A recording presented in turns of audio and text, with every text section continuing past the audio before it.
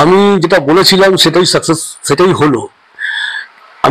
আমার ভিডিওটা কিন্তু আজকে আসার কথা না, যেহেতু আমি শনিবার মিঠুন চক্রবর্তীর সম্বন্ধে একমাত্র only for the Sunday and Saturday সন্ধ্যে 6টার সময় ভিডিওটা করি শুধু মিঠুন চক্রবর্তী ছিল, কিন্তু ভিডিওটা করতে হলো আমাকে বাধ্য হয়ে। কেননা আমি বলেছিলাম যে পয়লা বৈশাখে মিঠুন চক্রবর্তীর বই শ্রীমান ভার্সাস শ্রীমতী রিলিজ হবে না, এটা আমার ফেসবুকে বলা ছিল, ইনস্টাগ্রামে বলা ছিল, কিন্তু কিছু কথাটার জন্যই মানে কেউ বিশ্বাস করেনি কথাটা। তো যাই হোক, আমি যেসব সোশ্যাল মিডিয়া থেকে আমি খবরগুলো পাই সেখানটাই আপনাদের সামনে তুলে ধরি। তো যাই হোক, আমি এটাই বলতে চাইছি যে আমাদের পয়লা মেতে বইটি রিলিজ হবে।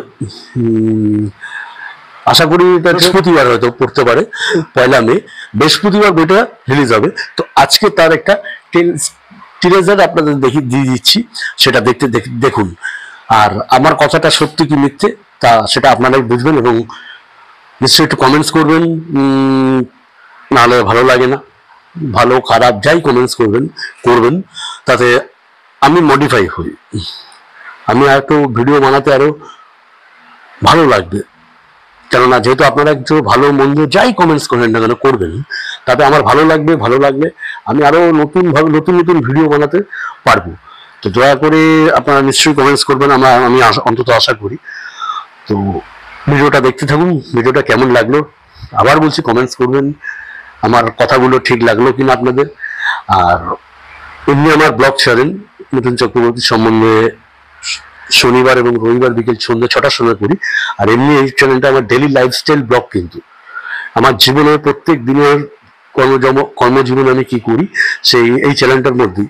আর শনিবার এবং রবিবার শুধু আমি মিঠুন চক্রবর্তীর সম্বন্ধে বায়োগ্রাফিগুলি তুলি এবং তার সিনেমার সম্বন্ধে কিছু ছোট ছোট তথ্য আপনাদের সামনে তুলে ধরি। তো ভিডিওটা দেখতে থাকুন। আমরা দুজনে ভাসিয়া এসেছি যুগল প্রেমের স্রোতে, অনাদিকালে হৃদয় উৎস হতে। মানুষ চলে যায়, স্মৃতিগুলো পিছু ছাড়ে না।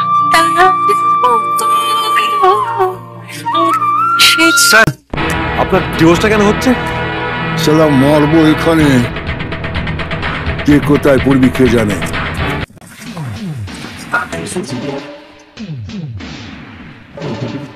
এতেই ঘাবড়ে গেলেন? ম্যাডাম, আমাদের প্রেমে পাক ধরেছে, আমরা ফুরিয়ে যাচ্ছি। তো ফুরিয়ে যাওয়ার আগে লেটস লিভ আ লাইফ। একটা কথা, একটা অভিমান, তার উপর সময়ের পলি জমে জমে একটা আস্ত পাহাড়। Is a bloody liar. আমরা দুজনে কেউই সে পাহাড়টা ডিঙোতে পারছি না। কি বলে গেল? এই শেষ বয়সে স্রেফ পাশে থাকার জন্য আমরা এক হতে পারি না। ফিরে আসে পাখি গধূলি আলোর ডাকে, চুপি চুপি বলে মানুষে বেসেছে কাকে, তারই মতো